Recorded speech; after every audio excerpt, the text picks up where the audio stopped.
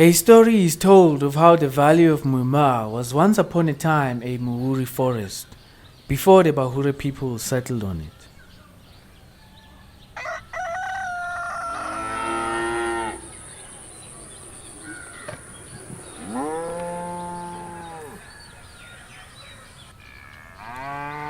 Muuri trees are a lesser clan among the mighty baobabs that are home to the land of Lesira.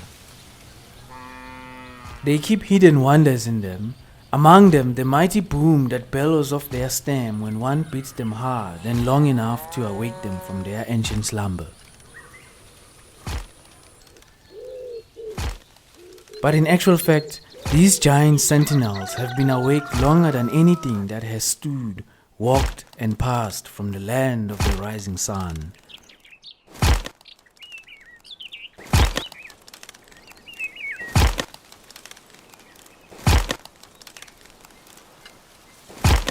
This one was one of the few last, which only now belonged to the seers, inside their courtyard where the elder one visited every morning to hear the tree whisper many things to his ears.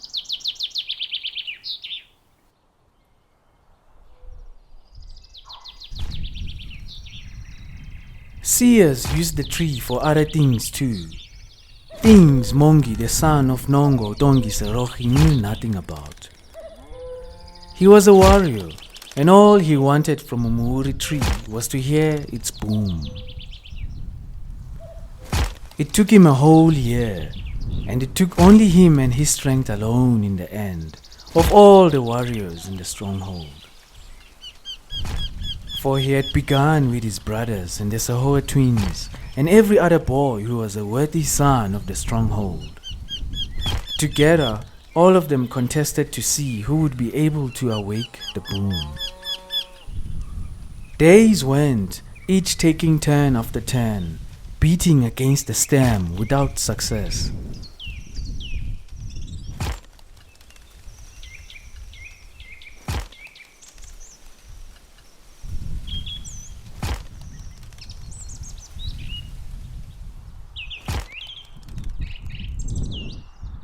One after another, Binde watched the boys give up, years ago now, to the day when they were all younger men. Elders said the boom would answer only to the strongest warrior, and only in the wake of a real war, not in peacetime. In the end, only Moungi refused to listen, and kept on, for days and days, beating and beating each morning away.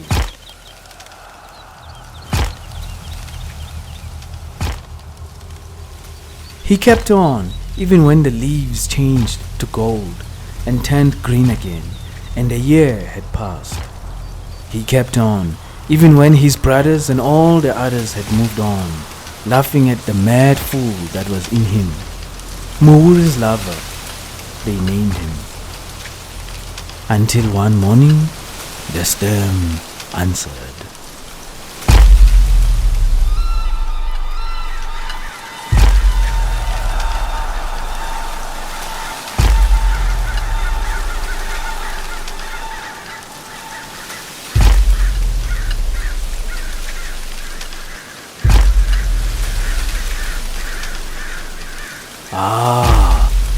Never had I imagined such a sound before, not even in my wildest and deepest dreams. Remembers Binde this morning, feeling the walls of the stem with his hands. When he pressed his cheek against it, he could hear the boom from that morning long ago, still ringing faintly beneath the bark, of the stronghold waking up, thinking war was afoot, of Moungi's booming joy. Boom, boom, boom, booming, even as his brothers, his father, and the elders all watched and listened with disbelieving eyes and ears. That was the last time the boom was heard, and the only time Binde heard it.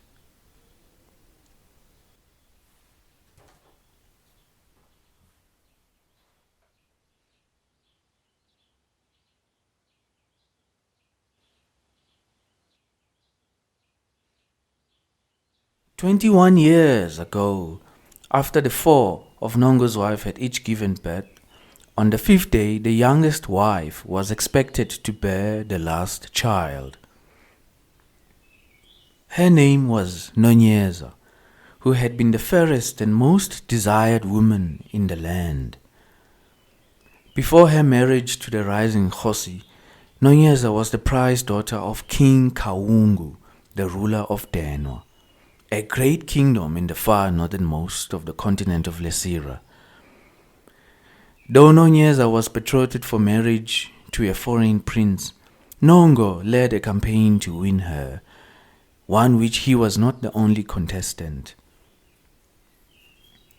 For Nonyeza's beauty, through the wonder of great warriors and mighty lords from many corners of Lesira and beyond, only Noungor Thongi-Serougii would bring her home, defeating all those who stood in the way of his fiery heart. And even after, those who dared to claim Nonyeza from him never walked out of the battlefield once they crossed spears with him. But the tale of Noungor's feats is, once again, a story for another day. The tale of his son Moungi begins on that day Nonyeza was awaited to deliver him, last child after the 4 preceded his birthing. Preparations had been made, and all the people were ready to feast and celebrate all 5 royal births. 5 cows had been slaughtered, and for the first time in many years, Noungor had invited all peoples of the land, all other houses, friend or foe, to come and feast with his own. But Nonyeza never gave birth that day, nor she did that night, the next morning, or the day after. More days came and went by, and even the season came to its end, and still Noungor and the stronghold were waiting for the 5th son to be born. Amidst the pain of bearing an overdue unborn child, Nonyeza was soon baited with shame and fell from good grace among her people. Of hers was spoken of an evil omen, some pronouncing that the Thongi-Serougii's reign was coming to an end. Elders and midwives spoke the doom of Noungor everywhere, until at last the Lord was pursued to prevent the doom, by stopping the birth giving and to put Nonyeza and her unborn to the spear. Only the girl's blood can cleanse this ill that has already foreshadowed our people, said the elders to Noungor, instructing him. And soon then, after a year and a day, upon finally giving up hope to wait for fate to deliver the child, Noungor took the elders' counsel. And so processions were made for the execution of Nonyeza and the unborn infant in her. But on the night before the execution, Nonyeza was found missing from the hold where she had been kept. Noungor and his men searched for her until dawn, only to come upon a running trail that led to the river. When they came near the banks, they found a cradle made of reeds on the edge of the shore, a babe lying abandoned before the water. It was a boy infant, the morning light upon his eyes and the scent of a mother's womb still draped about him. The man stood and waited for Noungor's command to exterminate the curse that Nonyeza had finally given birth to. But the only words Noungor uttered out were, "My son."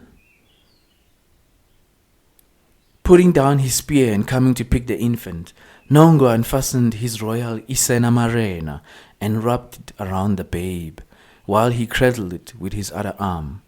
Tears came to the great Kgosi, and he let out a long cry that shook the still of the passing morning, calling to the river, "Nonyeza! Nonyeza!"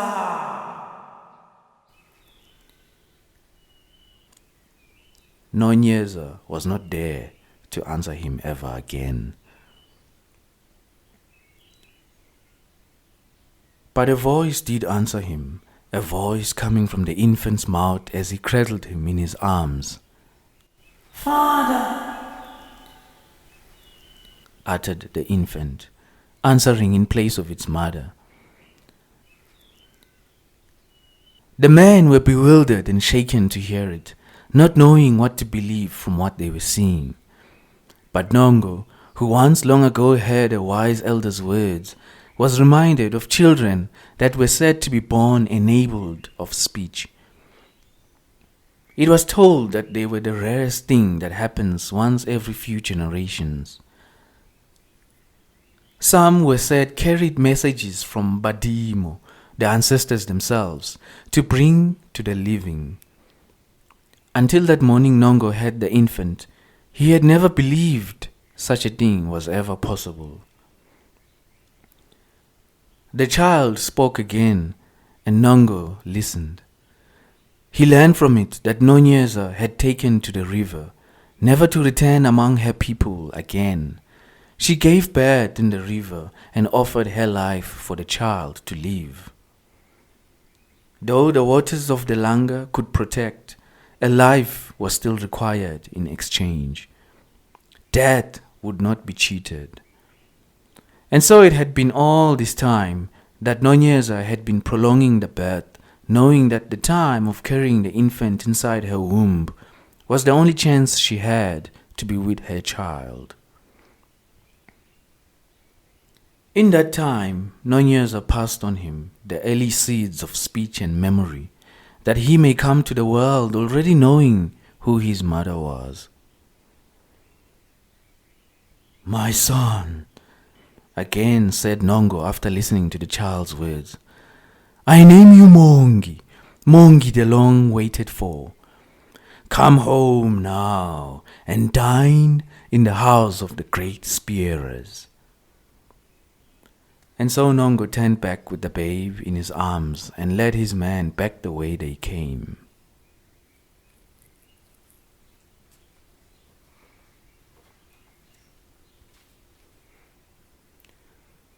The memory was still clear as new to Moungi, even to this very evening here in the lawa, 20 years of age after he came to the world.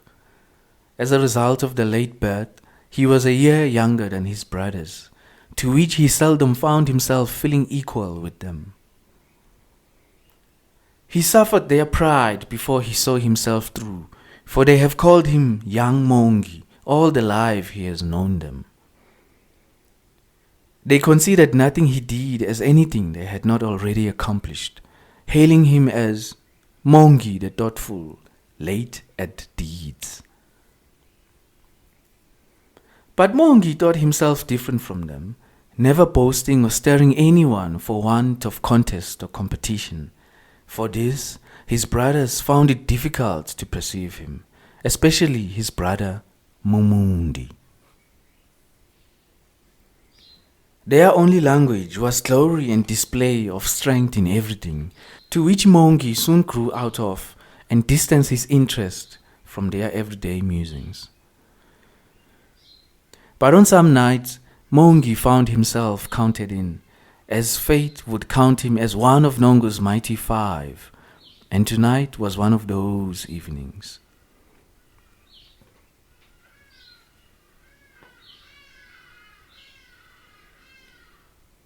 His brother Mumundi was still hammering him on the anvil of naming and shaming, convicting him of breaking the river's keep and meeting with the enemy's daughter.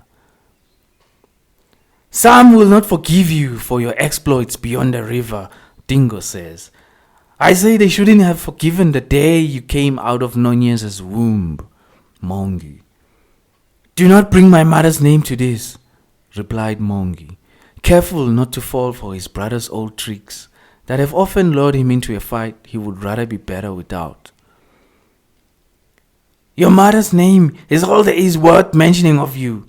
Without it, you are nothing, Nkwenkwendini," spat Mumundi, his words the weight of a gathering storm. For the flames shivered when Mumundi spoke, while his shadow danced gloriously on the wall behind. A very large and proud shadow. But of her name you are right, little brother, he went on. Nonyeza's name should never be uttered again unless to remember that your very bad by her was a curse to this family, after the elders had counseled further against it. You should stand in the kraal with your spear to cleanse your name from her shame with the price of blood, like Nianini had cleansed his name from his father's dishonor. If you say another word about my mother, I will— Do what, little brother? Mumundi interjected. Will you run to father, just like you thought Nianini was going to run to father? Ha! That is not the way. Nianini did not have a mother who protected him in the womb, like Nonyeza protected you. Nianini was brought here, hanging on one leg, naked and drenched, and handed to the house of his father's enemy, to await the day he would be grown enough to fight his own battle. And when the day came, he did not run like you are about to run.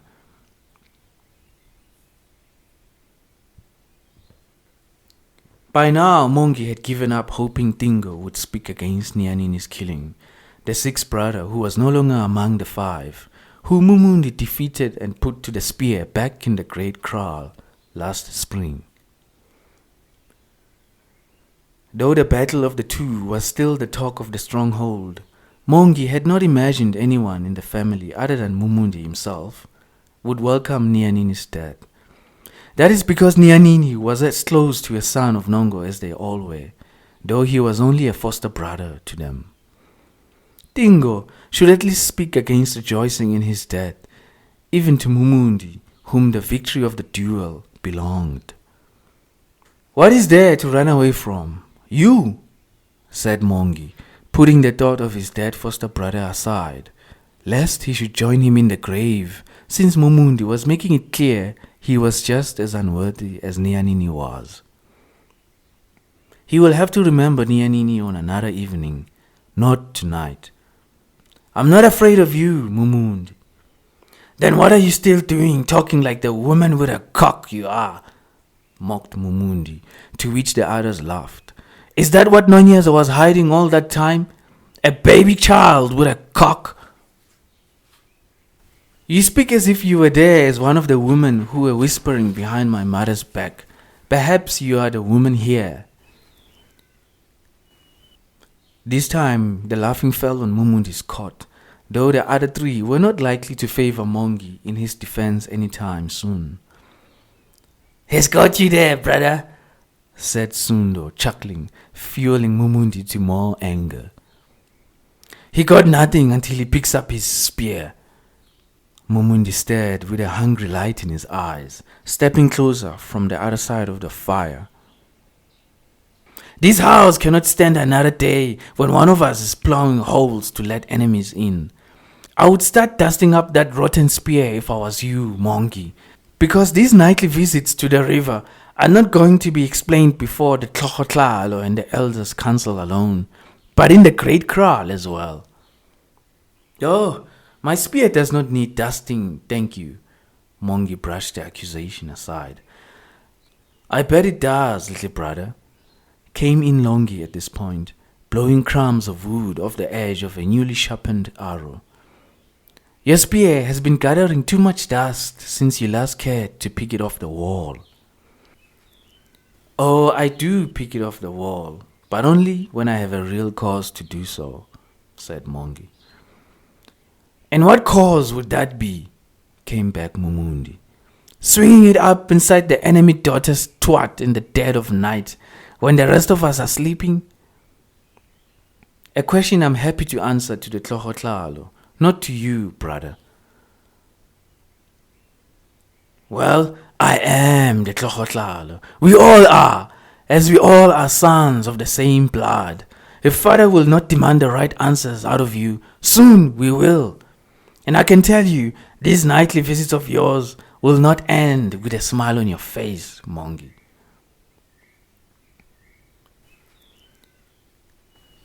That was when Moungi saw Dingo shake uncomfortably as the Tlogotlalo was being mentioned out loud, especially from the mouth of the loudest brother. By elderly custom, it was unheard of a younger brother to speak openly of his prospects for the lion's chair, especially when it was clear who the eldest brother was to ascend the next succession. Ah, everyone knows Dingo was born for the lion's chair, reflected Moungi as he waited for Dingo's voice to finally come out of the shadows and make right of anything Mumundi has said this evening. But Dingo did not say anything. Dingo had 4 brothers, and one of them was Mumundi. It was on that moment on, Moungi knew he could no longer look to anyone to stand up to Mumundi, but he himself. Well, Dingo has 4 brothers, and one of them is also Moungi. Today, I'm not going to sit back and let Mumundi's pride stick till the next morning. If Dingo is not going to do anything, like he did nothing when Mumundi killed Nianini, I must stand on my very own.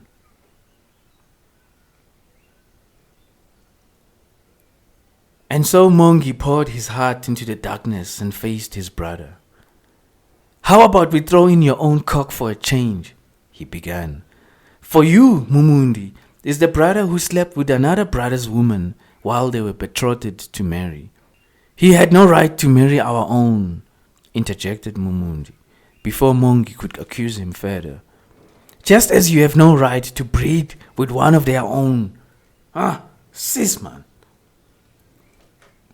If a man was subject to only marry at home and not outside his tribe, father would not have sought Nonyeza from the north, and I would not be here today. As you are not supposed to be. Then pile on, Mumundi, and watch me enjoy the liberties you would have me denied. Oh, I would count them if I was you, Moungi, and keep my hands on my spear, not on my cock. How well you wish you were me, said Moungi, now laughing to his own. The way you keep mentioning me and my cock, I may as well let you hold it to keep you warm at night. See what I mean, brothers? What warrior would give another man his cock? Give to a woman, not a man. That's how you stop her from talking. Watch your mouth now, little brother, came in Sundo, trying to suppress his own laughter. Even Dingo had raised his head after Moungi said that. Yeah, listen to Sundo and grab your spear before you talk any further, warned Mumundi. Which spear, brother? Moungi laughed again. Which one would you like to grab? Then Moungi suddenly lifted his ipeshu and revealed his loins before the others. At that moment, Mumundi came charging at him, no longer able to hold his fury. But before he jumped across the fire, after him went Sundo, and on the other side of the hut, Longi dropped his stack and stepped on the way before Mumundi could reach at Moungi. Enough, brothers, commanded Dingo, finally letting his voice out. There has been one death enough at the lawa already. One is not enough, said Moungi on the other side of the hut, ready to receive and deal out wrath. 2 won't be enough either. After me, it will be one of you, and another, and many others long after Mumundi has secured the Tlotlalo for himself. Not even a war could fill the empty hole that is in Mumundi. Out of my way, struggled Mumundi, his voice bending down his lungs. Let's fill that hole in your face and see if any more words will come out of it. Save it for the council if it must come to it, brothers. But father will want to hear none of this squabble about the lion's chair while he still sits on it. Father will hear nothing about his successor until he lies in the grave, said Mumundi. But of Moungi he will hear of. And when he hears how Moungi broke the river's keep and crossed the water to breed with the enemy's daughter, we will see if love will stand in the way of the law once again. At that instant, Moungi saw the opportunity to strike the best blow Mumundi did not expect. By turning around, showing him the pride of his back and walking away without fighting back. It is the worst offense one can give to Mumundi, especially when his chest is roaring up for a good old times fight, thought Moungi. And so going to the door, he said, Say what you will to father, but my business won't be news to his ears. That battle was won long before you came to it, dear old Mumundi. Oh, don't you run, you coward! Curse you! Curse you, Nkwenkwendini! Cried Mumundi behind, fighting Longi and Sundo, who would not let him get through for as long as Dingo forbade it. I will tell you what will be news, he went on, throwing words on Mongi's back as if they were spears. When I catch you and your squeeze in your secret little love nest, your cock best not be the only spear you have with you, Mongi Wanonyeza.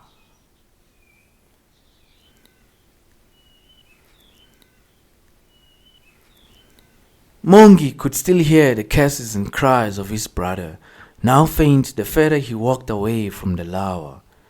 He had been so determined to win the argument that he lost track of what time in the night it was.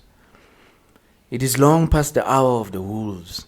A little more sparing with the proud fool, I would have been more late, he thought, remembering his promise. Suddenly, Mumundi's cries stopped, and the quiet peace of a summer evening was left untroubled once more at the stronghold of Noungor. But something told Moungi to look behind. Mumundi was not one for making empty threats. He was going to try and catch Moungi on the act. How long shall this hide and seek go on? A voice in his head asked. Until father approves the wedding. Moungi answered the thought, stalking on the side and disappearing from the main street where he was open to eyes that may be watching him from the shadows. Moungi suddenly found himself in a familiar but long forgotten place, engulfed by thickets and weeds that pulled him further in. I've been here before, he thought, crawling on all fours. In that darkest hour of the night, a light sprang up in his mind, the memory of a world of little things that he lived in when he was a child. It was one early evening in the valley when he discovered a narrow patch of verge that wound between the backyards of the Tengwa and the Zungu families. Mumundi, Nianini and himself had just contested in a dance of spears against the Sahoe brothers. Of course, it was not a real dance of spears. The Obahura boys are groomed for the spear as early as 5 years of age. They do not get to hold one until they have accomplished the part of the warrior. But Moungi and his brothers won the dance that day and humiliated the 3 Sahoes to react bitterly on their loss. I do not remember ever running for my life like I did that evening. Now, thought Moungi, recalling how he detoured from that terrible chase and took refuge in this very thicket of bushes. Mumundi and Nianini ran faster and left me behind. How the Sahoe brothers missed sight of me, to this day I still do not know. Maybe Mumundi and Nianini were the bigger prey to catch. A thought answered him in his head. He ignored it, and instead thought of the wonders and adventures he soon made for himself here in this rabbit hole. Here he met the garden snail, slow as a continent. He met the ants, the beetles, and their little wars with the evil spider. Sometimes they battled with the ugly frog before summer brought the rain. He watched all of them quietly, lying at the feet of these thickets as if he was a lost child in the middle of a great forest. By the end of a whole year, little Monkey had but forgotten the trials and triumphs of bigger boys. The big boys were conquering the heights of the Dwalinamendi, while he stayed home and learned every creep and corner of his father's stronghold, every tree and wall, and every leaf and stone, until the duties of a head boy came knocking on his 7th-year-old birthday. Like every dwelling in the stronghold, the Dangwan family fenced off their backyard with a wooden palisade, while their front yard opened out to the main street. The Zungus did the same on the opposite end, their front facing the street on the other side that cut through the western section of the stronghold. With each homestead having its own boundary wall at the back, it resulted into the separations that created a few alleyways, such as this one Moungi was passing through. Soon, Moungi emerged on the other end and came by Esibayeni, the great kraal where the cattle of the stronghold are kept. The great kraal also served as the center of important ceremonies and rituals, where the entire stronghold would come together. Wedding celebrations, rites of passage, and coronations were all held here. Well, that and the death of Nianini, my brother from another father. Moungi remembered a morning one spring ago when he last saw Nianini breeding. Yes, the great kraal was also where trials were decided in blood, when grievances could not be resolved at the elders' council in the Mukawa. In Bahure, a man was reserved the right to answer for himself with the strength of his hands.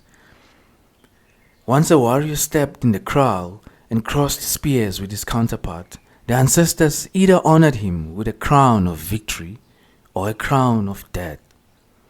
Both crowns were considered honorable, and most unhonorable to decline a dance when a man has been stripped of his place of respect among warriors. Therefore, it was very unheard of for a warrior to shun away from a challenge, such as Nianini did not shun away when Mumundi convicted him into a duel last spring. There would not have been a duel if Muntu Zungu did not choose Nianini above Mumundi. Moungi found himself regretting the events that led to the conflict of the brothers, as he stood before the kraal, counting the minutes before he will meet his love at the river. But that was the tale of Nianini Giani, which now was not the time for its telling. Though Moungi's life might come to the same end as Nianini did, he would not spend another minute drawing breath in fear of what will happen when he meets Mumundi on this very kraal with a spear on his hands. Two boys stood watch at the kraal's entrance this evening, a very unusual number to leave the entire livestock of the stronghold in the care of. Moungi remembered his own days when he was still herding. Others hold guard on the exit gate. A thought reminded him before he went ahead. And when he came before the two head boys, he asked, "Where is the rest of the guard?" "Gone, hunting," one of the boys answered back, a youth with a strange voice and a strange light in his eyes, and a head that was rather oversized for the body of a 10-year-old. "Etokoloshe." "Ah, I see. Tonight the wolf is the hunted one, not the sheep," said Moungi, greeting the strange youth like an old friend. "I never enjoyed those nights when I was here." "No, you didn't," said the strange youth, opening his short arms to him. "That's why you look prettier than the rest of your brothers. It is hard to earn a scratch or two when the wolves are prowling far away from the kraal. So I send the sheep hunting, and they do not return until they each bring a scar on them." "And what about this one?" Moungi pointed at the lad next to him. "Do you want him to turn out pretty like I did?" "He is already like you. He asks too many questions." They both broke out and laughed. Then the strange big-headed boy looked at Moungi more closely, with eyes much older than the eldest members of the stronghold still alive. "But you are done with that, aren't you, Hosana Yami?" he said, remembering a time when Moungi was still under his charge.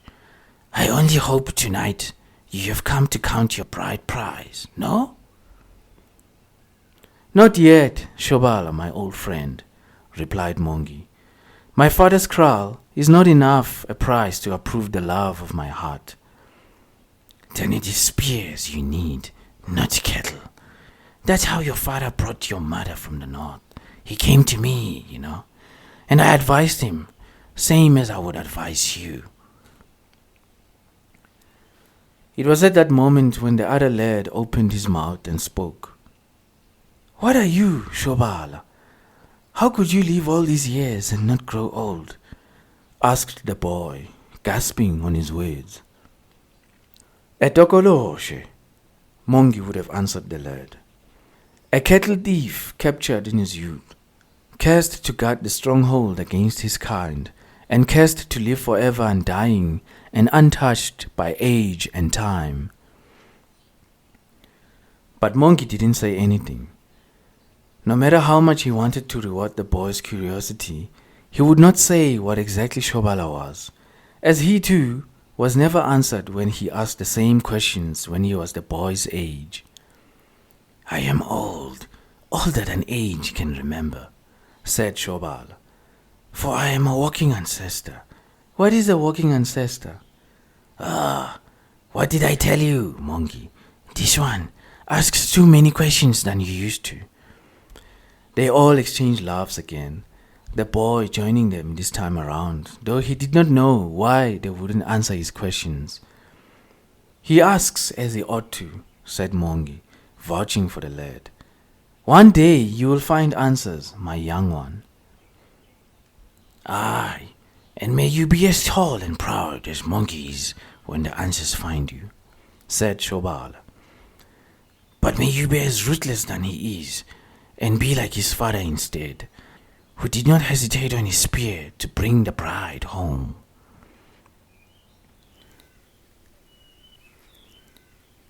And so with that, Moungi left them to their watch and entered Isibaya. He pranced around countless bodies of giant cattle, the wealth of his father's people. It took him a good while, for there must have been 1,000 and a few hundreds of cows in that kraal. Cow dung smelled everywhere he went, and this was not the first time he doubted if his lover would let him make love to her while smelling of cow shit. "No, the river will watch me long before we meet."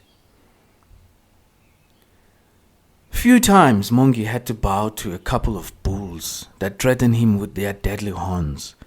Their horns were twice longer than his spear.